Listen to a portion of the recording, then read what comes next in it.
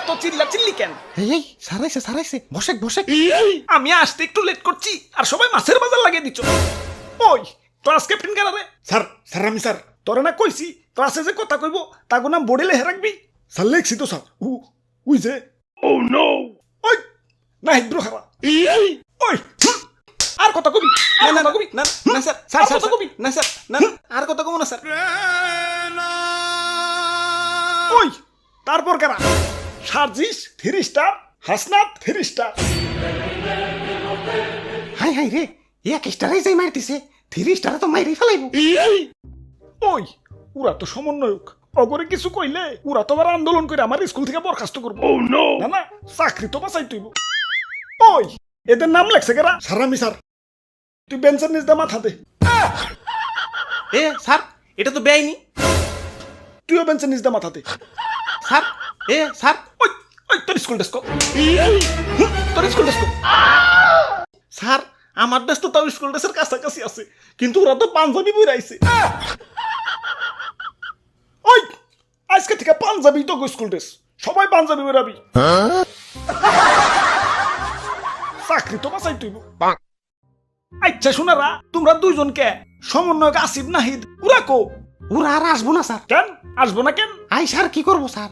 কেন পড়ালেখা করবো? পড়ালেখা করে আর কি করবো স্যার? কেন সরকারি চাকরি নিব? ওদের সরকারি চাকরি আর লাগবো না স্যার। কেন কেন? কারণ ওরা নিজেরাই সরকার হয়ে গেছে।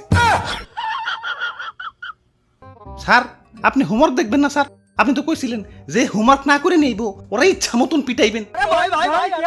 ও হ মনে পড়ছে, আজকে যে হোমওয়ার্ক না করছে ওর আজকে খবর আছে। আমাদের দাবি।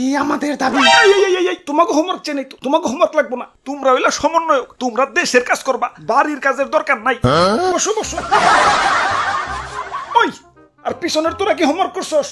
স্যার আমরা তো সহ সমন্বয়ক।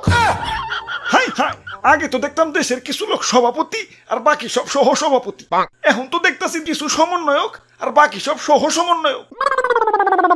আমি গেলাম। কনে? সৎ সঙ্গে স্বর্গবাস, অসৎ সঙ্গে সর্বনাশ, আর সমন্বয়ক সঙ্গে সুবিধাই সুবিধা। বাহ বাবা বাহ, সাবাস সাবাস। স্যার আমি কিন্তু হোমওয়ার্ক করছি স্যার। ওই তোর জিগাইছি তুই হোমওয়ার্ক করছস নাকি? উপর দে কথা কইকে। স্যার আর কবি স্যার। আর দেশে আমার মতো ভালো ছাত্র কদর নাই। আন্দোলন করে আসিফ নাহিদ সরকার হয়ে গেল, বাকি সমন্বয়করা সুপারস্টার হয়ে গেল, আর আমি জেলা হই কদই রয়ে গেলাম। ওরা বাপুরে, ইয়া যারা ফার্স্ট বেঞ্চে বসো কংগ্রাচুলেশন, ইয়া তোমরা চাকরিজীবী হইবে। আর যারা তার পরের বেঞ্চে বসো ডাবল কংগ্রাচুলেশন, তোমরাই তো উদ্যোক্তা ব্যবসায়ী, তোমরা ফার্স্ট বেঞ্চার গো চাকরি দিবে।